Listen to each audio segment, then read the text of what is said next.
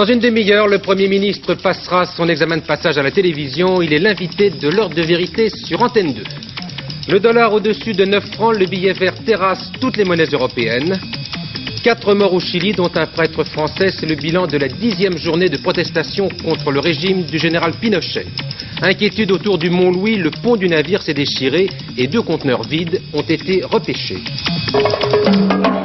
Mesdames, Messieurs, bonsoir. L'information essentielle de ce mercredi, c'est bien sûr la présence dans nos studios du Premier ministre, M. Laurent Fabius, qui est l'invité de l'heure de vérité juste après ce journal. Ce sera la première intervention publique du chef du gouvernement depuis sa nomination à l'hôtel Matignon. C'était au début de l'été. M. Fabius vient tout juste d'arriver dans nos studios de l'avenue Montaigne, où il répondra donc vers 20h35 aux questions d'Albert Duroy, d'Alain Duhamel et de Michel Tardieu du Nouvel Économiste, une émission animée par François-Henri de Virieux.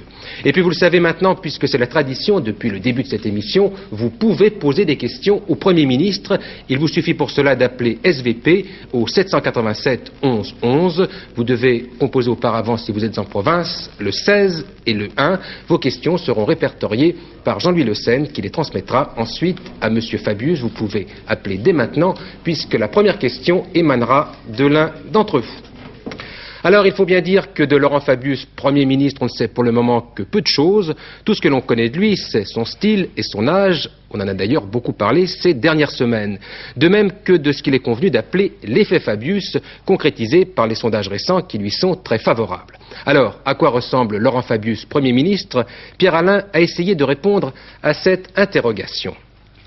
Si Laurent Fabius se prête aux séances de photos, c'est plus par courtoisie que par goût. Son portrait, il préfère l'esquisser lui-même par petites touches étudiées, car c'est un homme qui cultive son image en même temps que la discrétion. C'est très traumatisant pour les journalistes. J'ai dit à mes collègues ministres que j'attendais beaucoup de cohérence dans l'action et beaucoup de discrétion. C'est normal que je commence par m'appliquer la consigne à moi-même. Alors c'est un peu frustrant pour vous, mais c'est comme ça. Entouré d'une petite équipe de 20 conseillers qu'il a choisis pour leurs compétences professionnelles plus que pour leur affinité politique, Laurent Fabius écrit lui-même ses discours. Le style est simple, le ton posé, il parle avec douceur mais sans chaleur et le message est clair. Moderniser et rassembler, telles sont les priorités du gouvernement que je conduis. La première condition de l'adhésion populaire me semble plutôt d'expliquer encore, et de promettre une seule chose aux Français, je vous dirai la vérité. Je pense qu'il ne faut pas raconter de balivernes aux gens et leur dire tout d'un coup ça va être le paradis. Non, simplement ce qu'il faut, c'est essayer de montrer le sens de la trajectoire. L'échéance c'est 86. Qu'on soit capable en 86 de dire au pays, à la fois pour les gens qui n'ont pas voté pour nous et pour les gens qui ont voté pour nous, au pays dans son entier, on vous a demandé des efforts. C'était difficile. Les résultats ne sont pas tous merveilleux, mais voyez déjà la pente se remonte. Refusons les polémiques inutiles. Refusons les sectarismes. Ayons le respect de l'autre. Nous avons trop d'obstacles à affronter pour y ajouter celui de nos divisions. Rassembler, moderniser, expliquer, il le répète à chacun de ses déplacements menés au pas de course. Comme tout homme politique, Laurent Fabius veut montrer qu'il sait aussi être homme de terrain. On ne peut pas être Premier ministre simplement derrière son bureau à l'hôtel Matignon. Il faut que j'y sois, il faut que je réfléchisse, il faut que je prenne des décisions. Mais moi, je suis quelqu'un qui aime bien avoir le contact sur le terrain avec les gens directement, avec les journalistes, mais pas seulement avec les journalistes. Avec une prédilection, et pourquoi ne serait-elle pas sincère, pour les enfants. La jeunesse est aussi l'un des atouts de ce Premier ministre dont le style et le langage ont déjà séduit beaucoup de ses interlocuteurs. Peut-être apprécie-t-il chez lui ce qu'il définit comme son caractère. Je suis raisonnable et donc ça transparaît nécessairement dans ce que je dis. Mais en même temps, il y a au fond beaucoup de passion. Je crois qu'on ne peut pas faire quelque chose sans passion. On ne peut pas se dévouer sa vie, sacrifier malheureusement une partie de sa vie familiale, travailler 15 et 20 heures par jour sans une passion, quelque chose vraiment qui vous secoue. Ça ne veut pas dire pour autant que lorsqu'on passe à la télévision, il faut avoir l'air débridé. Et en plus, je pense qu'il ne faut pas passer trop souvent parce que sinon on lasse les gens. On le voit, Laurent Fabius sait parfaitement que son premier rendez-vous avec l'opinion, c'est l'heure de vérité. Voilà pour cette ébauche de portrait, mais il est évident, Albert Duroy, qu'on en saura plus tout à l'heure, après l'examen de passage de M. Fabius, dans un peu moins d'une demi-heure. Oui, cette émission devrait répondre notamment à 3 questions. Qui est d'abord Laurent Fabius? Parce que si on connaît l'énarque socialiste, discret, intelligent, si on connaît depuis 1981 le ministre socialiste, habile, prudent, certains disent trop prudent, on ne connaît pas encore le Premier ministre. D'abord, socialiste, on ne sait plus très bien parfois ce que ça veut dire. Il est jeune, mais ça ne suffit pas à faire un portrait. Et il dit, je vous dirai la vérité, mais ça ne suffit pas non plus, puisque le sondage publié par Le Monde cet après-midi, le sondage de la Sofres, montre que 82% des Français considèrent que les hommes politiques ne disent pas, en général, la vérité. Alors, deuxième question aussi, quelle est la nature du changement intervenu au mois de juillet dernier? Est-ce que c'est seulement un changement de style, un langage moderne, une décrispation de façade, un gadget, comme disent certains membres de l'opposition, ou est-ce que c'est un changement de fond du contenu de la politique et de la stratégie politique de la gauche? Enfin, troisième question, est-ce que le Premier ministre pourra, ce soir, répondre à des questions qui, normalement, devraient s'adresser au Président de la République? Par exemple, que devient ce fameux référendum annoncé par François Mitterrand en juillet? Que signifie le voyage secret le plus public et spectaculaire de l'année du Président de la République au Maroc? Voilà 3 questions auxquelles devrait répondre notamment, entre autres, cette émission. Rendez-vous dans 25 minutes.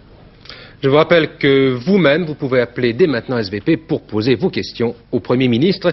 Et puis je reviens un instant sur le sondage qu'évoquait Albert Duroy, un sondage publié par notre confrère Le Monde. On y trouve 2 autres chiffres intéressants, puisque 50% des personnes interrogées se disent favorables au référendum et 13% se prononcent pour la dissolution. Les détails de ce sondage fort intéressant dans l'édition du Monde, datée donc de demain, jeudi 6 septembre. 2 chiffres donc sur lesquels le Premier ministre aura sans doute l'occasion de donner son avis tout à l'heure. Il est d'ailleurs intéressant de remarquer ce soir que l'actualité de ce mercredi peut être scandée sous la forme de thèmes ou d'interrogations qui concernent plus ou moins directement M. Fabius et l'action politique et économique qu'il a entreprise. À commencer par une mise en garde très sévère de la CGT qui appelle les travailleurs à agir fort et tous ensemble. Ce sont les mots employés par la commission exécutive du syndicat qui estime que le recul du pouvoir d'achat et la montée du chômage découle des choix politiques et industriels qui sont actuellement faits en France. Un ton très dur donc de la CGT qui contraste pourtant avec le calme que l'on pouvait observer aujourd'hui à l'usine Citroën d'Aulnay où le travail a repris ce matin sans que la CGT justement appelle à des débrayages. Pas de camionnette sono de la CGT ce matin à Aulnay. Les ouvriers ont franchi les sas métalliques déclinant leur identité et rapidement le travail a repris dans l'usine. À l'extérieur, la CGT invitait les travailleurs licenciés à une réunion vendredi à Saint-Denis. Une trentaine d'entre eux, après avoir attendu, repartaient vers 7h30. Visiblement, le syndicat a modifié son attitude. Nous, on change de tactique. On attend d'abord que tout le monde rentre. Il y a beaucoup d'absents. Il y a les gens qui sont restés au pays. Donc on attend que tout le monde rentre. On a testé les travailleurs, ils sont prêts. Donc nous, on laisse encore... Aussi, il faut le dire, que les pouvoirs publics, que la direction engagent les négociations. Reste à savoir si cette nouvelle tactique est un choix délibéré ou bien le résultat d'une certaine démobilisation. Apaisement aussi dans le conflit de Creuse-Loire après une première rencontre entre les pouvoirs publics, les élus et les syndicats du groupe. Une rencontre présidée par le ministre du redéploiement industriel, Madame Cresson. Les intéressés sont sortis plutôt satisfaits. Ils attendent les résultats de la table ronde qui se tiendra demain après-midi au Creusot entre les mêmes partenaires plus les industriels intéressés à l'avenir de Creuse-Loire. Autre préoccupation pour M. Fabius, l'envolée du dollar qui a dépassé aujourd'hui le seuil fatidique des 9 francs. Il cotait 9 francs 05 à Paris, le billet vert qui est en hausse par rapport à toutes les monnaies européennes, y compris le marque allemand. Et toujours les mêmes questions, Philippe Sassier, pour combien de temps encore et pourquoi cette hausse vertigineuse? Il faut d'abord remarquer que depuis 4 ans, chaque année, le dollar nous coûte 1 franc supplémentaire. Car si le dollar est le symbole de la bonne santé économique américaine, c'est aussi une denrée rare que tout le monde recherche. Le président Reagan a tenu sa promesse de baisser les impôts, mais pas son pari d'équilibrer le budget. La première puissance économique du monde vit elle aussi à crédit et pour emprunter fait la pêche aux capitaux. Ayant maîtrisé l'inflation, l'Amérique offre un appât très séduisant, une forte rémunération de ses capitaux. Mais surtout, depuis quelques semaines, les Américains ont décidé d'offrir des allégements fiscaux aux investisseurs étrangers. Et le marché financier de New York affiche le sourire charmeur d'un petit paradis fiscal. C'est une des raisons pour laquelle le dollar bat ses records. Un dollar cher, c'est une bonne affaire pour certaines entreprises françaises et pour la première fois depuis 20 ans, nos échanges commerciaux avec l'Amérique se redressent fortement. Mais dans l'ensemble, un dollar cher,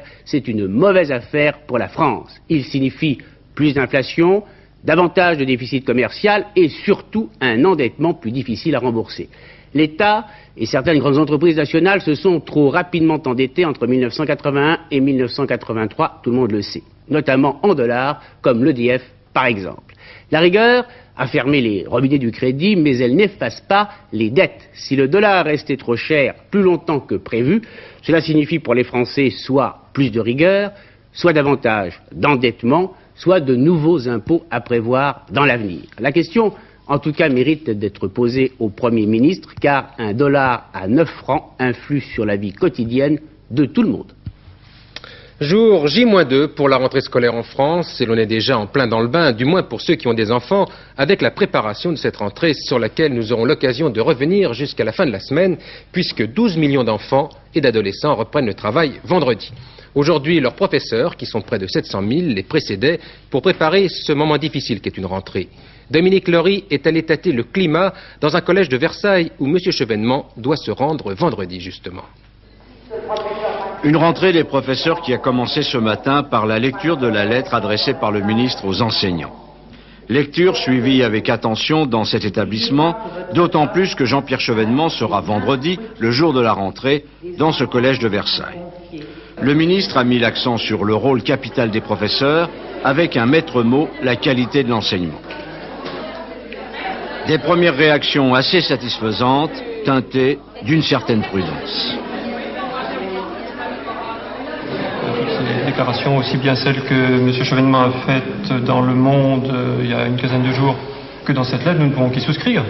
Hein, ça répond tout à fait à nos voeux, je pense, de quelque bord que l'on soit. Mais voyons ce qu'il en sera dans les mois qui vont suivre. Un sentiment domine. Au-delà des intentions ministérielles, la revalorisation du métier d'instituteur et de professeur, la qualité de l'enseignement passe par une augmentation des moyens, c'est-à-dire des crédits de l'éducation.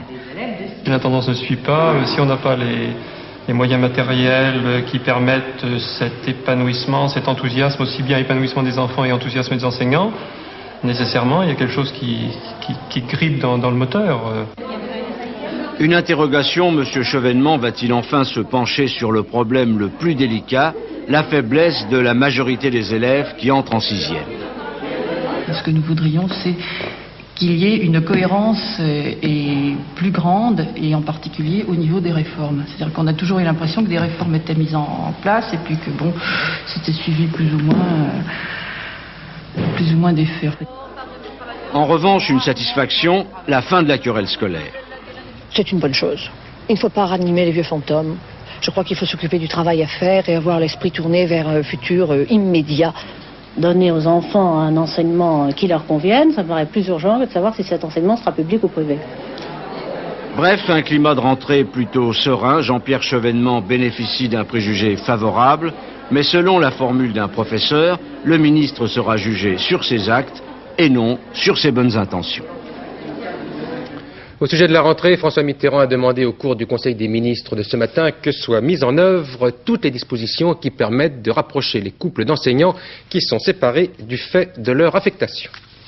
Toujours au Conseil des ministres, il s'agit de politique. Maintenant, Laurent Fabius a été autorisé à engager la responsabilité de son gouvernement dans le débat consacré aux entreprises de presse si les discussions s'éternisaient. Réaction immédiate du RPR, il déposera dans ce cas une motion de censure. Et puis toujours au registre politique, c'est ce soir que le Sénat doit se prononcer définitivement sur l'avenir du référendum qui fut la grande affaire de l'été. Le projet devrait être définitivement enterré la nuit prochaine puisque les sénateurs de l'opposition doivent déposer une question préalable. Enfin, vous devez aussi savoir qu'à l'issue du Conseil des ministres, le porte-parole du gouvernement, M. Dumas, a affirmé que la France ne changeait pas de politique envers le Maghreb, une référence au voyage au Maroc de François Mitterrand. L'étranger maintenant, avec le retour sur la scène politique du numéro 1 soviétique, Konstantin Tchernenko, dont la rumeur voulait qu'il soit malade. M. Tchernenko est apparu tout à l'heure en public et à la télévision. Georges Bortoli. La télévision soviétique a donc montré ce soir la rentrée de Konstantin Tchernenko. Une vraie rentrée, puisqu'on ne l'avait pas vu depuis 55 jours. Une rentrée sensationnelle, puisque pendant cette longue disparition, des bruits alarmants avaient couru sur son état de santé.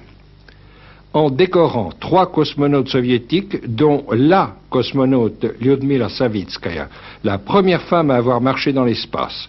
Le chef du parti et de l'État soviétique n'a pas oublié la politique, puisqu'il a, de nouveau, invité Washington à ouvrir des négociations sur la démilitarisation de l'espace.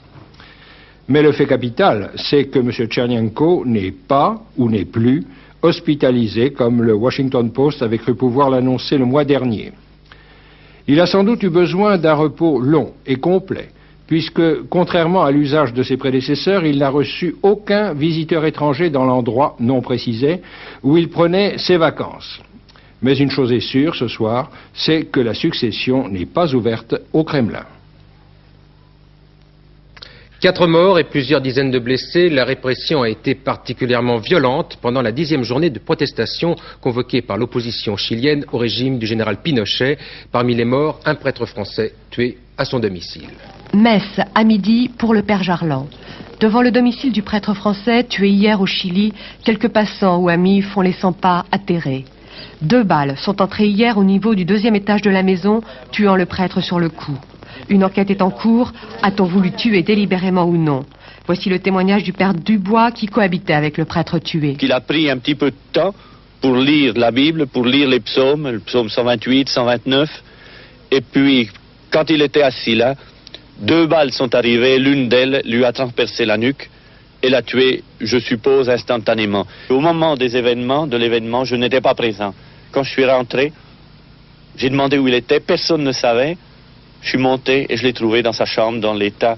Il était incliné sur sa table, sur sa Bible, il était mort. Et les balles ont été tirées par des carabiniers contre des journalistes qui ont cherché à se réfugier à ma maison, à notre maison. Et ces balles, l'une d'elles a tué André. C'est la version du père Dubois. Il est sûr que les réactions des carabiniers ont été extrêmement violentes hier. Mais comme à chaque protestat, ce sont surtout des grenades lacrymogènes ou des jets d'eau qui sont lancés sur les manifestants. Quand les policiers font usage de balles réelles, ils choisissent en général soigneusement le lieu, la cible et le moment. Il s'agit alors d'actions psychologiques. Hier, les manifestants étaient peu nombreux, 300 personnes. Les policiers n'ont pas été débordés, mais ils ont appliqué les consignes.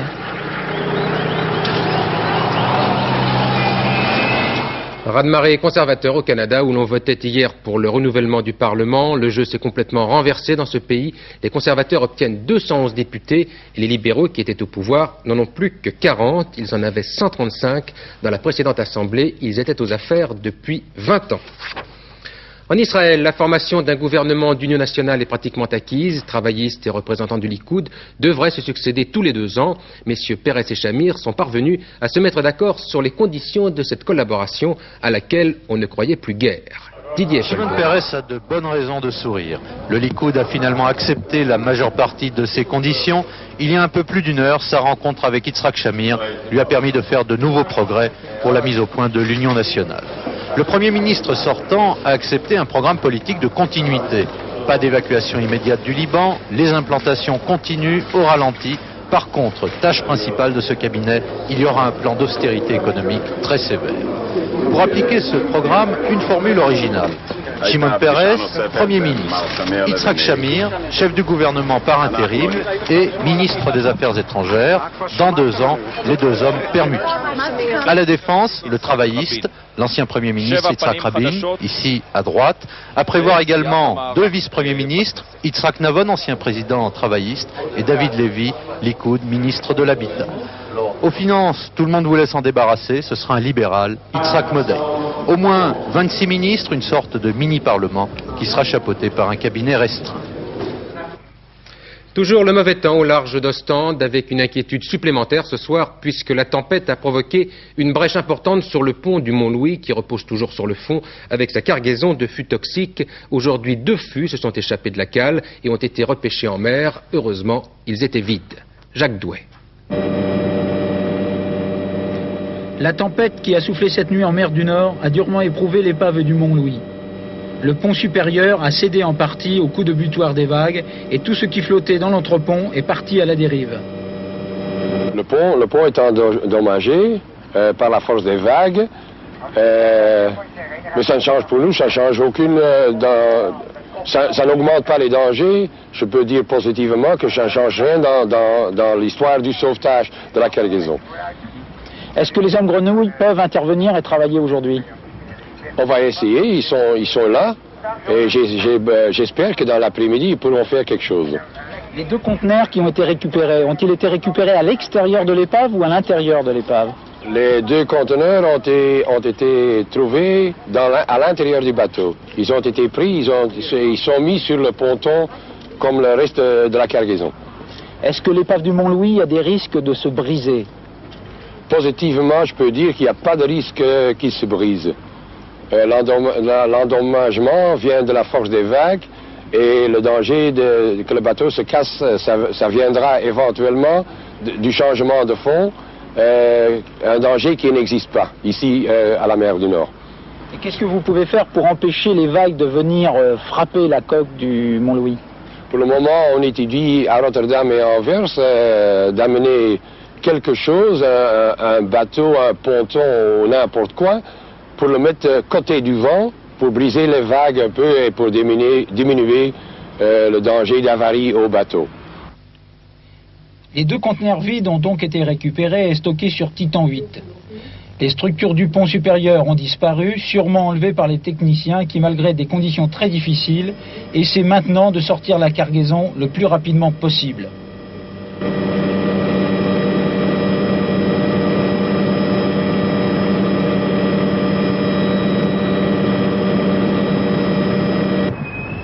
Ce fût est le même modèle que ceux qui se trouvent dans l'épave du Mont-Louis et sert à transporter l'hexafluorure. C'est cette protection métallique qui pose le plus de problèmes donc au sauveteur, parce qu'en cas de choc, elle risque d'arracher une valve qui libérerait donc le produit UF6. Les techniciens mettent au point actuellement un système de levage des conteneurs qui donnera la possibilité de les sortir du navire dans n'importe quelle position, offrant ainsi toutes les garanties contre une pollution éventuelle. Un gendarme grièvement blessé près de Lyon, il appartenait à la brigade de Neuville-sur-Saône. Il a reçu 3 balles, dont 2 dans la poitrine, alors qu'il se rendait sur les lieux d'un cambriolage. Et puis un accident peu ordinaire à la sortie du tunnel de Fourvière, un camion chargé de produits toxiques, en l'occurrence 20 tonnes de cyanure de sodium. Ce camion a perdu sa cargaison sur la route.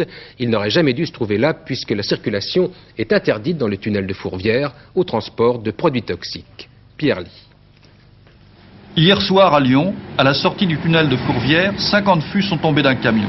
Ils contenaient un produit très dangereux, du cyanure de sodium. Le tunnel de Fourvière est pourtant formellement interdit aux produits toxiques. Les ridelles du camion s'étaient rompues, les fûts ont roulé à terre, certains se sont éventrés sur la chaussée, laissant échapper des milliers de pastilles blanches de cyanure. Pastilles qui ont pu être balayées et récupérées à temps, malgré la pluie qui menaçait. Une averse aurait eu des conséquences catastrophiques, le cyanure dégageant des vapeurs très acides au contact de l'eau. Nous versons sur ce cyanure quelques gouttes d'eau. Et le dégagement d'acide cyanhydrique qui est produit par cette réaction est mis en évidence par un tube réactif qui vire pratiquement instantanément au rouge en présence d'acide cyanhydrique. Quels seraient les effets d'une averse sur du cyanure de sodium répandu sur la chaussée? Mais cela provoquerait un dégagement important d'acide cyanhydrique qui est un gaz toxique et dont les concentrations mortelles peuvent être atteintes très rapidement. Et donc ce gaz serait susceptible de nuire à la population au voisinage de l'accident, ainsi qu'au sauveteur chargé de régler le problème de ce déversement. Et ça pourrait être mortel. Et ça pourrait être mortel, bien sûr. Aujourd'hui, les égoutiers de Lyon sont descendus sous le tunnel de Fourvière. Heureusement, ils n'ont relevé aucune trace d'acidité. Ce n'est pas seulement la responsabilité du transporteur qui est en cause dans cet accident, mais aussi le conditionnement du cyanure. Les fûts ne résistent pas à un accident de la circulation. Une histoire qui fait froid dans le dos. Les astronautes américains sont revenus sur la Terre ferme au terme d'une mission impeccable. C'était la 12e fois qu'une navette faisait l'aller-retour dans l'espace. Jacques Violet. Voici Discovery qui rentre sur Terre après ce vol inaugural bien mouvementé. Il y a 1 heure seulement, cet engin volait à 28 000 km/h, à 300 km au-dessus de nos têtes. Pendant ce 12e vol navette, le cargo de l'espace a parcouru en 6 jours environ 4 millions de kilomètres. La NASA est satisfaite de cette mission. 3 satellites de télécommunications sont en orbite géostationnaire. Les essais de la voile solaire ont dépassé tous les espoirs des ingénieurs. Et le premier médicament de l'espace sera produit grâce à une hormone fabriquée en apesanteur. Une seule petite ombre pour cette mission spectaculaire, une canalisation au boucher, un ridicule problème de plomberie qui a gâché la fin de mission de l'équipage, 5 hommes et une femme qui passent la traditionnelle inspection de leur véhicule avant de rentrer chez eux.